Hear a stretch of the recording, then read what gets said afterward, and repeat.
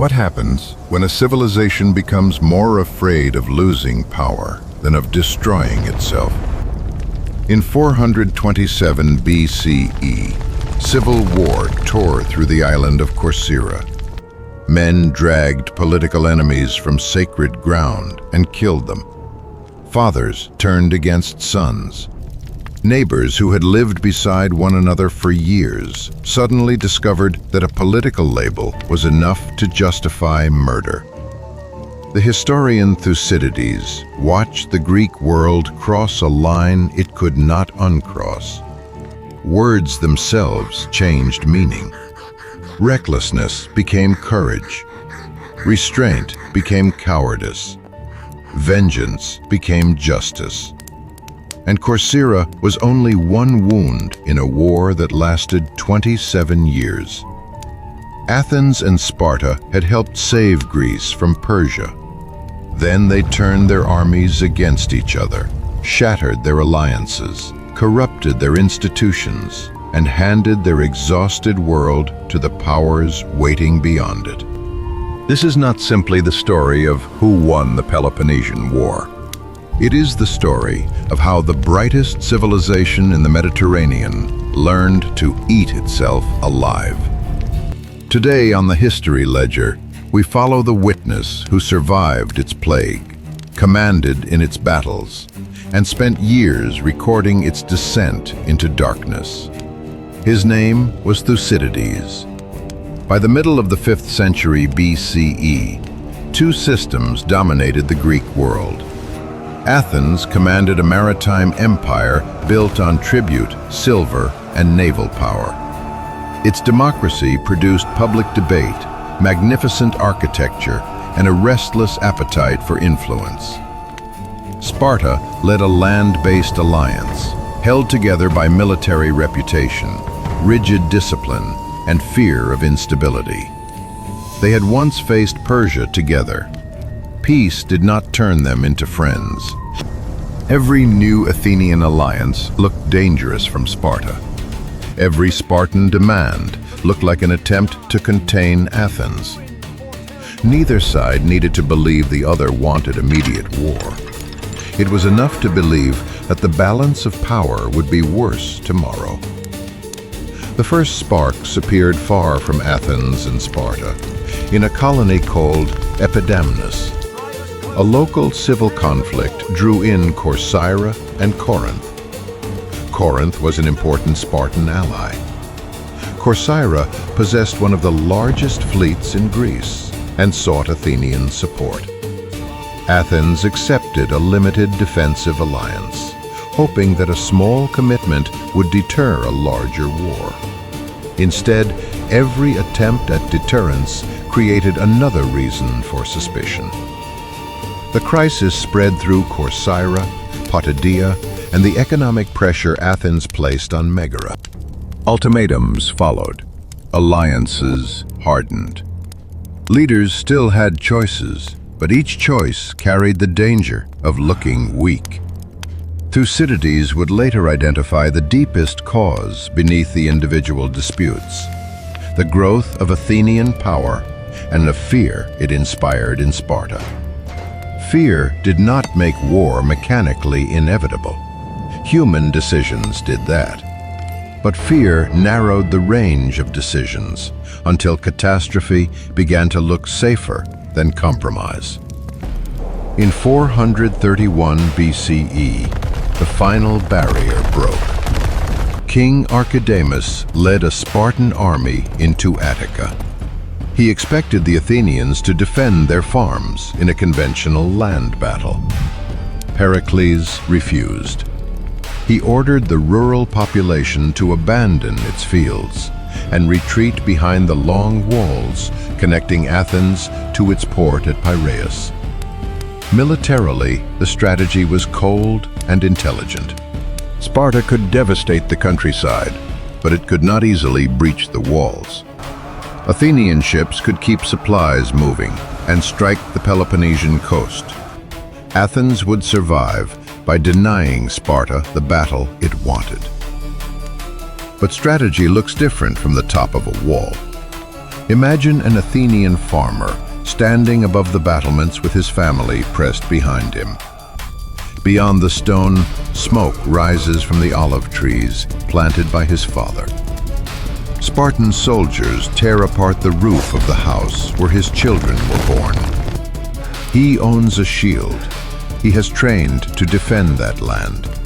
Yet the city has ordered him to remain still. Pericles had protected Athens from a battlefield defeat. He had also transformed the city into a crowded refuge filled with angry people who could see their lives burning beyond the walls. Then the fever came. In the second year of the war, disease was first reported around Piraeus before spreading through the overcrowded city. Its exact identity remains disputed. Thucydides did not know the pathogen, but he knew what it did. He contracted the illness and survived. His account describes violent heat, inflamed eyes, bleeding throats, relentless thirst, and bodies collapsing faster than the living could bury them. The temples filled with the dying. Burial customs broke down. Families placed their dead on funeral pyres prepared by strangers because there was no wood, space, or time left for dignity. Laws lost their power over people who no longer expected to live long enough to face punishment. Thucydides saw the deeper infection. When the innocent and guilty died without distinction, many Athenians stopped believing restraint had any reward. Property changed hands overnight. Wealth meant nothing to a man who might be dead by morning. The city that had gathered behind its walls for safety became a chamber of heat, grief, and moral exhaustion. Pericles watched his political support collapse. He lost members of his own family. Then, in 429 BCE, the plague killed him too. Athens survived, but the city emerging from the epidemic was not the city that had entered the war. Its most influential strategist was gone. Its population was traumatized. Its political assembly became increasingly vulnerable to speakers who offered certainty, punishment, and revenge. That change can be seen in what happened at Mytilene. In 428 BCE, the city of Mytilene rebelled against Athenian control. After the revolt was crushed, the Athenian assembly voted to execute all adult male citizens and enslave the women and children. A trireme departed carrying the order. By the next morning, remorse had entered the city. The assembly met again. The debate was not a simple contest between mercy and cruelty. Diodotus argued that mass execution would not protect the empire. It would encourage future rebels to fight to the death. Athens narrowly reversed its decision. A second trireme was sent after the first. The crew knew what losing meant. They rowed through the night. Food was brought to the oars, so no one had to stop. Sleep came in shifts measured in minutes. Somewhere ahead, another Athenian ship carried a sealed command to erase a city. The first vessel reached Mytilene. The decree was opened. Preparations began. Then the second sail appeared. It arrived just in time to prevent the general massacre, though Athens still executed roughly 1,000 men whom it considered most responsible for the revolt, according to Thucydides' account. The episode did not prove that Athenian democracy was merciful. It proved that the distance between extermination and restraint had narrowed to the length of a race between two ships. 4 years later, on Corcyra, restraint collapsed completely. Factional conflict between democratic and oligarchic groups became a killing ground, shaped by the larger war. Political allegiance mattered more than blood. Debts were settled under the cover of ideology. sacred spaces offered no protection. Thucydides wrote that revolution brought every form of death, and that people altered the accepted meaning of words to excuse what they wanted to do. This is where the Peloponnesian War stopped being only a struggle between states. It entered homes. It entered families. Athens and Sparta did not have to occupy every city. Their rivalry gave local hatred a uniform, weapons, and permission. Thucydides would soon become one of the war's casualties, without dying. In 424 BCE, he was serving as an Athenian general in the northern Aegean. The Spartan commander, Brasidas, moved against Amphipolis, a strategically valuable city near timber and mining resources. Thucydides sailed to help, but arrived too late to prevent its surrender. Athens punished failure with exile. For years, he lived away from the city whose decisions he was recording. The punishment gave him something rare: distance. He could observe both sides, speak with participants, and watch confident explanations collapse under the weight of later events. He was not writing a legend about heroes. He was building an autopsy. While he watched, Athens moved further from the ideals it claimed to defend.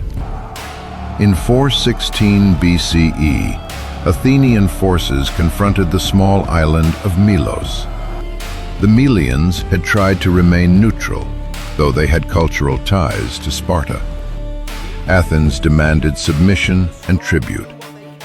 In Thucydides' presentation of the negotiations, the Athenians stripped away the language of justice.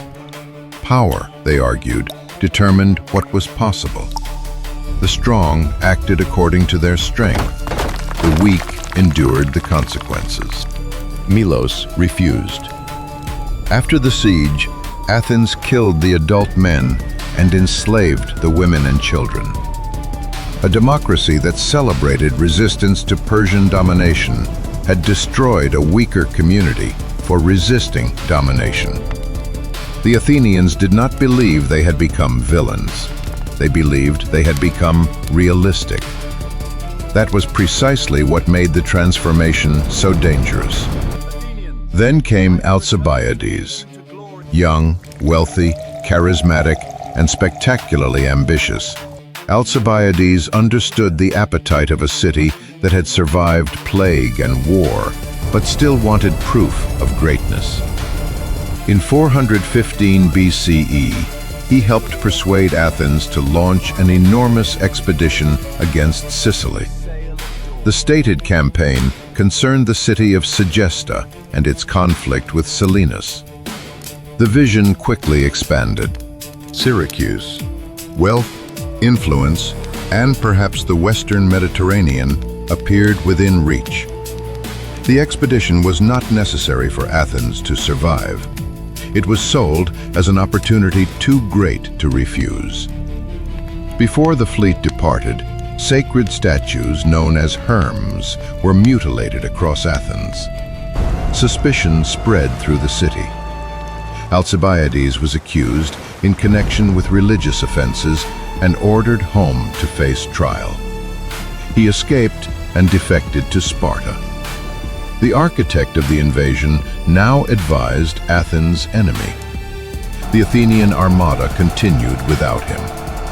At first, its size seemed overwhelming, but command was divided, time was wasted, and Syracuse recovered from the initial shock. Spartan assistance arrived. Fortifications tightened around the attackers. Disease spread through the Athenian camp. The hunters became trapped. In 413 BCE, the final escape attempt began inside the great harbor of Syracuse. The water was crowded with ships. There was little room for the maneuvers that had made Athenian crews so dangerous at sea. Hulls crashed together. Oars snapped.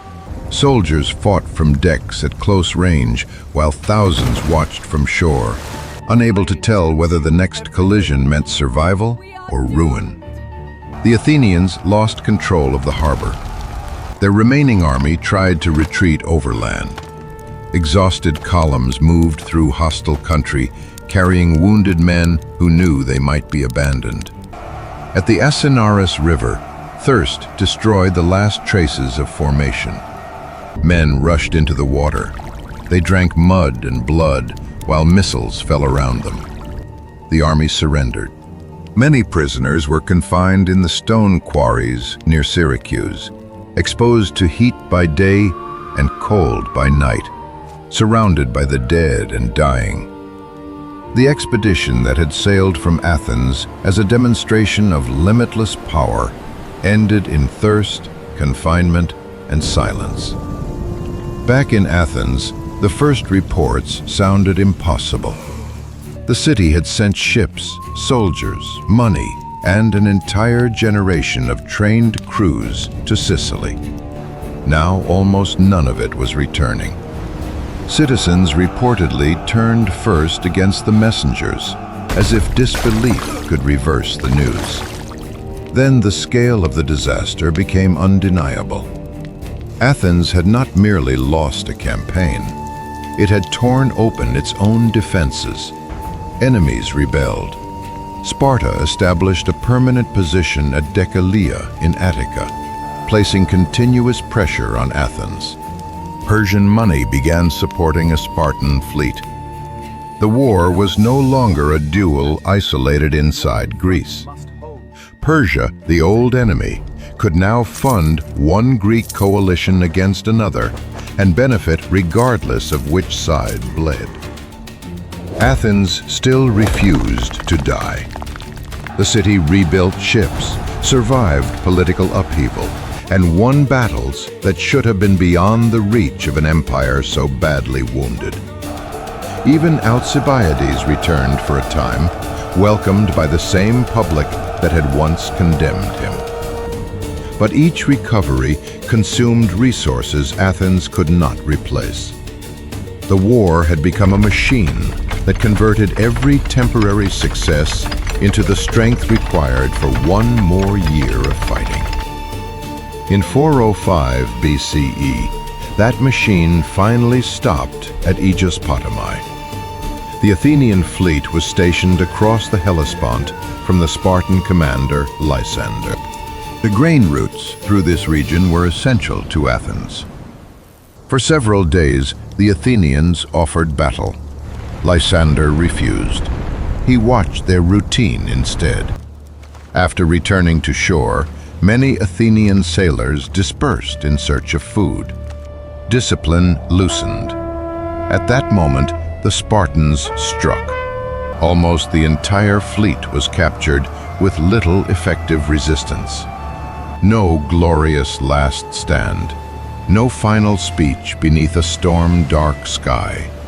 An empire built on naval supremacy lost its lifeline while much of its fleet was exposed on a beach. Lysander sailed toward Athens. Spartan forces closed around the city. With its grain supply cut, hunger accomplished what years of invasion had failed to do. In 404 BCE, Athens surrendered. Its long walls were demolished to the sound of flute music. Some of Sparta's allies wanted the city destroyed and its population enslaved.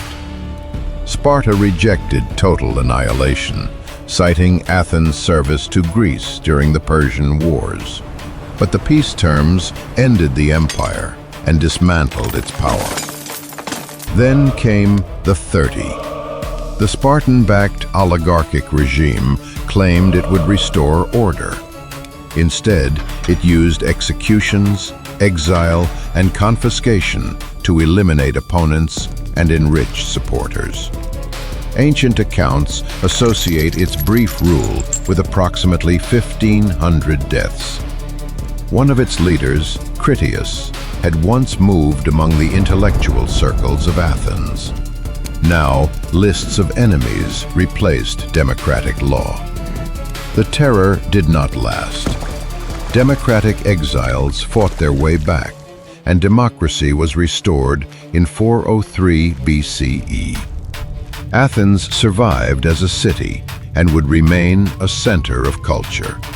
But the world that had begun the war was gone.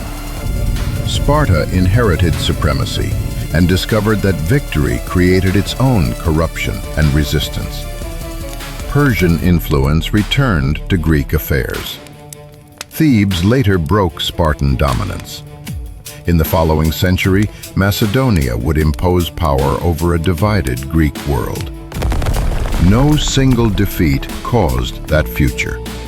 The catastrophe was cumulative. It began when fear turned compromise into humiliation. It deepened when emergency made cruelty look practical. It spread when political factions treated neighbors as enemies, and ambition disguised itself as necessity. At every stage, leaders could claim that the next escalation would secure peace. At every stage, the war demanded something more. Thucydides never completed the history. His surviving narrative ends in 411 BCE, years before Athens finally surrendered. The unfinished ending feels appropriate. Civilizations rarely receive a clean final chapter. They move from confidence to exhaustion through decisions that seem temporary when they are made. That is the warning left by the Peloponnesian War. Athens did not fall because it lacked intelligence. Sparta did not win because it possessed perfect discipline. Both societies understood courage, sacrifice, strategy, and law.